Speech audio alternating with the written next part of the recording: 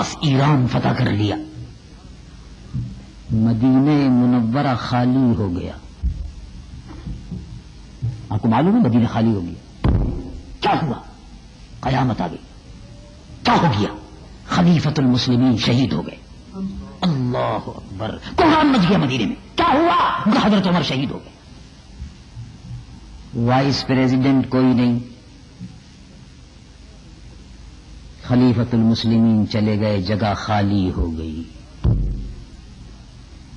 ایران کے فتح کرنے والے جرنل کو خیال نہیں آیا کہ بھئی موقع بڑا اچھا ہے، گھس پڑو مدینے میں. نہیں، کہا کہ نہیں، یہ تخریب کاری نہیں ہوگی. نہیں، قیامت آ گئی مدینے میں. کیا ہوا؟ حضرت عثمان شہید ہو گئے رضی اللہ عنہ. قیامت آ گئی، گھر گھر کوہرام مچا ہوا ہے، لوگ بلک بلک کر رو رہے ہیں. ہائے ہائے، ابھی حضرت عمر کی تھوڑا عرصہ ہوا شہادت ہوئی تھی چند سال پہلے، اب حضرت عثمان بھی شہید ہو گئے. مدینہ منورہ میں رونے کی آوازیں آ رہی ہیں. صحابی رسول اللہ ذو النورین شہید ہو گئے. عمرو بن العاص فاتح مصر کو، سعد بن ابی وقاص فاتح ایران کو، کسی بڑے فاتح جرنل کو خیال نہیں آیا کہ معاملہ بالکل ٹھیک ہے، میدان خالی ہے، یارو دوڑ پڑو. کہا کہ نہیں، ہمارا کام فتوحات کرنا ہے، ہمارا کام کافروں کا سر نیچا کرنا ہے، مسلمان بھائیوں کا سر نیچا نہیں کرنا ہے.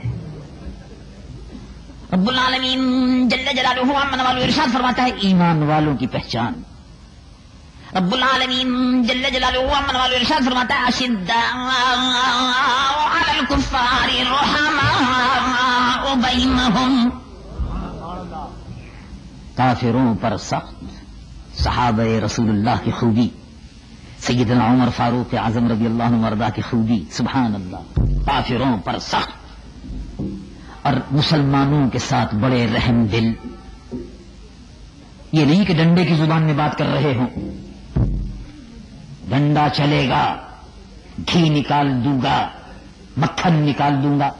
اب ہم کو کیا پتا کہ مکھن نکالنا آتا ہے؟ کہ ہم تو یہ سمجھتے تھے، ہم تو یہ سمجھتے ہیں کہ بھائی گولی چلانی آتی ہوگی. پتہ چلا کہ مکھن بھی نکالنا آتا ہے، ترکاری بیچنی بھی آتی ہے جی، اور گھی نکالنا بھی آتا ہے. یہ کس کو پتا تھا؟ کافروں پر سخت، آپس میں رحم دل، یہ مسلمانوں کی تعریف ہے. سبحان اللہ. اور مسلمان بددیانت نہیں ہوتا، بے ایمان نہیں ہوتا، زبان کا بڑا سچا اور پکا ہوتا ہے مسلمان. اور اگر کوئی آدمی یہ دیکھنا چاہے کہ اس آدمی کی نماز قبول ہوئی یا نہیں ہوئی تو دیکھ لو. اگر کوئی آدمی نمازی بھی ہے اور سچ بھی بولتا ہے تو سمجھ لینا اس کی نماز قبول ہو رہی ہے. اور نماز بھی پڑھتا ہے اور جھوٹ بھی بولتا ہے، سمجھ لینا کہ نماز کی پھٹکار پڑ رہی ہے. اللہ کے ساتھ بھی جی ہاں، یہ 420 کر رہا ہے، وہاں بھی 90 دن کا حساب کر رہا ہے، اللہ کے ساتھ بھی. یہ تو سمجھنے کی بات ہے.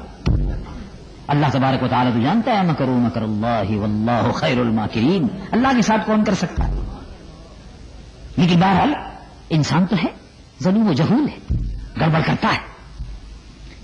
اللہ رب العالمین جل جلالہ وعظم والہ نے ایسے دیانتدار جرنل، سبحان اللہ، سعد بن ابی وقاص رضی اللہ عنہ،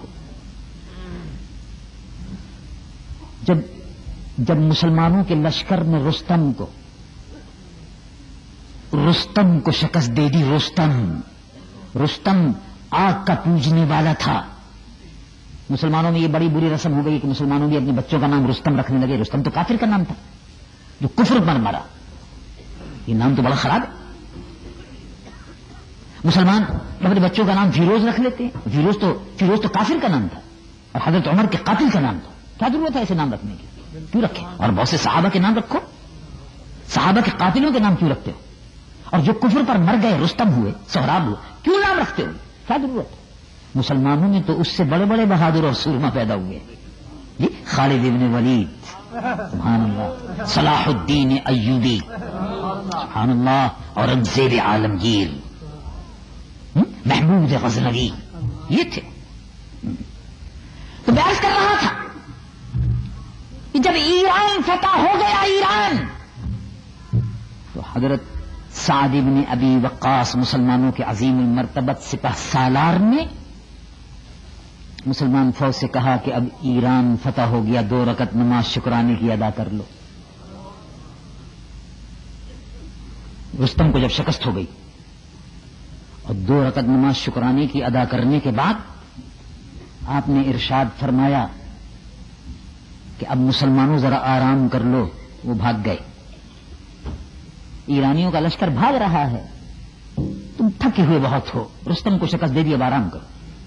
ابن خلدون نے لکھا کہ مسلمان لشکر نے دریا کے اس پار آرام کیا، اور جب دریا کے اس پار آرام کرنے کے بعد اٹھے تو سعد ابن ابی وقاص نے فرمایا کہ مسلمانوں اٹھو، اب دریا پار کرو۔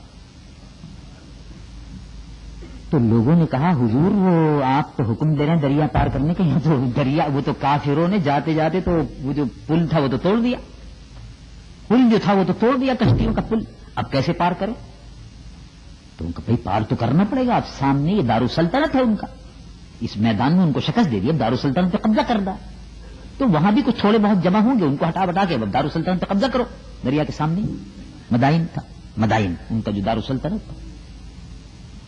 ان کا حضور پر پل نہیں ہے، کہا پل ہے نہیں ہے، تم اس کی کیا پرواہ کرتے ہو، گھوڑے پر سوار ہو، پیچھے پیچھے آؤ۔ مشہور واقعہ ہے، ابن خلدون نے، مشہور مؤرخ اسلام نے، فلسفی اسلام نے اس واقعے کو لکھا ہے اور کتابوں میں موجود ہے۔ سبحان اللہ، اس کا منظر اگر آپ کو دیکھنا ہو کہ من کان للہ کان اللہ لہ، جو خدا کا ہو جاتا ہے خدائی اس کی ہوتی ہے۔ مسلمانوں کے اشاروں پر دریا رکتے تھے، دریا چلتے تھے، دریاؤں کے رخ ان کے اشاروں پر بدلتے تھے۔ فرمایا مسلمانوں گھوڑے ڈال دو، میں آگے چل رہا ہوں، گھوڑے چھوڑ دو، پیدل چلتے ہوئے آؤ۔ مسلمان پیدل جا رہے تھے، دریا کو عبور کر رہے تھے، سب گھوڑے جا رہے تھے، دریا کو عبور کر رہے تھے۔ ایسا معلوم ہوتا ہے کہ دریا سکڑ رہا ہے، مسلمانوں کے قدموں کے، صحابہ رسول اللہ کے قدموں کے بوسے لے رہا ہے، دریا کی روانی رکی ہوئی ہے، صحابہ دریا کو عبور کر رہے ہیں اور سامنے کسریٰ کے محل تھے۔ جب دریا پار کر لیا تو آپ نے فرمایا کسی کی اگر کوئی چیز گر گئی ہو تو بتاؤ۔ ایک صحابی نے کہا کہ ایک بٹوا تھا وہ گر گیا، دریا میں بہتا ہوا خود بٹوا ان کے سامنے آ گیا۔ یہ بھی واقعہ ابن خلدون نے کسریٰ کے محل میں پہنچ کر پھر 2 رکعت نماز شکرانے کی ادا کی کہ ایران فتح ہو گیا، اور حضرت عمر کو خط لکھا جا رہا ہے، مسلمان فوجوں کو حکم دیا آرام کرو۔ اگلے دن سعد بن ابی وقاص نے کہا سب سامان، سب مال غنیمت، کسریٰ کا خزانہ، یہ 1000 سالہ بادشاہت کا خزانہ لا کے جمع کرو۔ تو وہ سونا، سونے کی اینٹیں، جواہرات، سونے کا تخت، سونے کے تاج، کسریٰ کا تاج، یہ جب سب چیزیں سامنے آئی تھی تو آنکھیں چندیا رہی تھی۔ فرمایا فہرست مرتب کرو، فہرست مرتب ہو گئی۔ ابن خلدون لکھتے، ابن خلدون نے لکھا کہ حتی الابرہ، مسلمان لشکری جب ادھر ادھر سے کافروں کا چھوڑا ہوا مال، خزانے کا جمع کیا ہوا مال، کسریٰ کی 1000 سالہ بادشاہت کا جمع کیا ہوا مال، یہ وہ لوگ کہ جن کو کھجوریں وقت پر میسر نہیں ہوتی تھی، جب یہ لوگ مال جمع کر کے لا رہے تھے تو ابن خلدون لکھتا ہے کہ حتی الابرہ، جو سوئی تھی، سوئی رو رہے۔ کسی نے کہا حضور یہ تو خوشی کا موقع ہے، آپ رو رہے ہیں؟ تو فرمایا کہ میں خوش ہو رہا ہوں، رو رہا ہوں، کہ اے اللہ کس طرح تیرا شکر ادا کروں. سبحان اللہ، کیا اسلام کا وہ عظیم المرتبت لشکر تھا، کیا اسلام کے وہ عظیم المرتبت سپاہی تھے کہ دنیا ان کے سامنے ہیج تھی، مال ان کے سامنے ہیج تھا، ان کو دنیا کی کوئی پرواہ نہیں تھی. جب دنیا کی ان کو کوئی پرواہ نہیں تھی تو دنیا ان کے پیچھے تھی، وہ آگے آگے تھے. اب ہم کو دنیا کی پرواہ، ہم دنیا کے پیچھے ہیں، دنیا آگے آگے. اب دنیا آگے آگے، اب یہ نقشہ بن گیا. حضرت عمر سعد بن ابی وقاص رضی اللہ عنہ وارضاہ نے، سعد بن ابی وقاص نے لسٹ مرتب کی. اب یہ لسٹ مدینہ منورہ پہنچ گئی. جب لسٹ مدینہ منورہ پہنچی، اس سامان کو دیکھ کر مسجد نبوی میں لوگ آنکھیں بند کر رہے تھے، چنڈیا رہی تھی. کیا سامان ہے، کیا ڈھیر ہے، کیا مال غنیمت ہے. اللہ اکبر، تصور بھی نہیں کر سکتے. ملو سونا، تلو سونا، ہیرے جواہرات. اسی میں وہ شہزادی آئی تھی جن کو کہتے ہیں شہر بانو، اسی میں آئی تھی بی بی شہر بانو، اسی مال غنیمت میں آئی تھی، ایران کی شہزادی. تو میرے آقا حضرت عمر کے قربان جاؤ. سبحان اللہ، دیکھو صحابہ کو کیا محبت تھی حضرت امام حسین. صحابہ کتنی محبت کرتے تھے امام حسن، صحابہ کتنی محبت کرتے تھے اہل بیت رسول اللہ. صحابہ محبت کرتے تھے. یہ تو بعد کے لوگ ہیں، بعد کے لوگ ہیں، الٹی سیدھی باتیں اپنی مطلب کی پھیلا دیتے ہیں، ورنہ صحابہ کیا محبت کرتے تھے وہ دیکھو. حضرت عمر نے فرمایا یہ جو لڑکیاں ہیں یہ کون ہیں؟ کہا حضور یہ سعد بن ابی وقاص نے بھیجی ہیں، اور یہ حضور کسرا بادشاہ جو تھا اس کے خاندان کی شہزادیاں ہیں. اچھا، سبحان اللہ. فرمایا سبحان اللہ، شہزادیاں ہمارے شہزادوں کے لیے، شہزادی ہمارے شہزادوں کے لیے. کہا حضور آپ کے شہزادے کون؟ کہا امام حسین. انہی شہر بانوں سے سادات کا خاندان چل رہا ہے. سبحان اللہ. دیکھیے حضرت عمر رضی اللہ عنہ کہ شہروں کو، جبھی تو دعا دیتے تھے صحابہ. سیدنا علی رضی اللہ عنہ، اے اللہ عمر کے شہروں کو آباد رکھ، ان کی فتوحات کو آباد رکھ. دیکھیے کیا برکت تھی. حضرت عمر کے سامنے جب وہ سارا مال جمع ہوا تو رو رہے تھے. حضرت علی نے فرمایا کہ اے عمر کیوں رو رہے ہو؟ اور تمام صحابہ جمع تھے. اب وہ لسٹ تو آ گئی تھی، اب اس لسٹ کے مطابق دیکھ رہے تھے. تو حضرت عمر روتے روتے فرمانے لگے کہ میں یہ دیکھ رہا ہوں کہ جو لسٹ سعد بن ابی وقاص نے ایران سے بھیجی اس میں ایک سوئی بھی کم نہیں ہے. ایران اور مدینہ منورہ کا 1500 میل کا رستہ،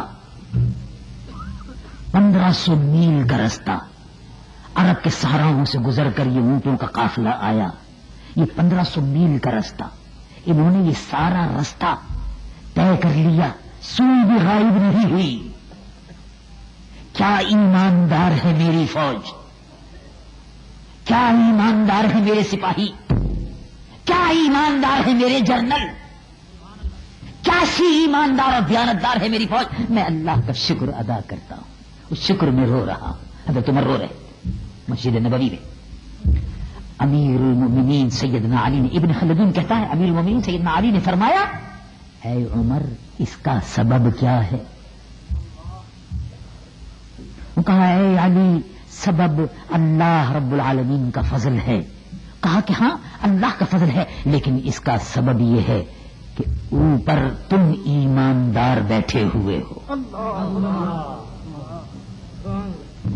اوپر نہیں سمجھے؟ سمجھ گئے؟ اوپر تم ایماندار بیٹھے ہو، پانی اوپر سے بہتا ہے، اوپر گندگی ہوگی تو نیچے بھی گدلا آئے گا. اوپر اگر 50 کے 500 لیے جا رہے ہیں تو نیچے بھی ریٹ بڑھتا چلا جائے گا. یہ تو بات سمجھتے ہیں نا آپ، یہ زبان تو کہ اوپر اگر 50 کا ریٹ چلا ہے 500 تک پہنچا ہے تو نیچے آتے آتے اور ریٹ بڑھے گا. اوپر سے گندگی چلتی ہے. اوپر اوپر. کہا اے عمر رضی اللہ عنہ، سیدنا علی المرتضی کرم اللہ وجہ الکریم نے فرمایا اے عمر، اوپر تم ٹھیک ہو تو نیچے سب ٹھیک ہے. اگر اوپر خرابی ہوتی تو نیچے بھی خرابی ہوتی، اوپر گندگی ہوتی تو نیچے بھی گندگی ہوتی. حضرت عمر فرما رہے تھے کہ اے اللہ شکر ہے کہ میری فوج ایماندار ہے اور دیانتدار، سوئی کی بھی بے ایمانی نہیں کرتی. کیا لوگ تھے، کیسے پیارے لوگ تھے، فتوحات ان کے قدم چومتی تھی. جب وہ بڑھتے تھے تو معلوم ہوتا ہے کہ فتح و نصرت ان کے آگے آگے چل رہی ہے اور وہ فتح و نصرت کو چومتے ہوئے جا رہے ہیں. سبحان اللہ. تو میں عرض کر رہا تھا اللہ رب العالمین جل جلالہ عم نوالہ کا وعدہ ہے کہ مسلمانوں میں اگر استقامت ہے، رب العالمین، اب پھر غور کیجیے، اب آتا ہوں اس پر.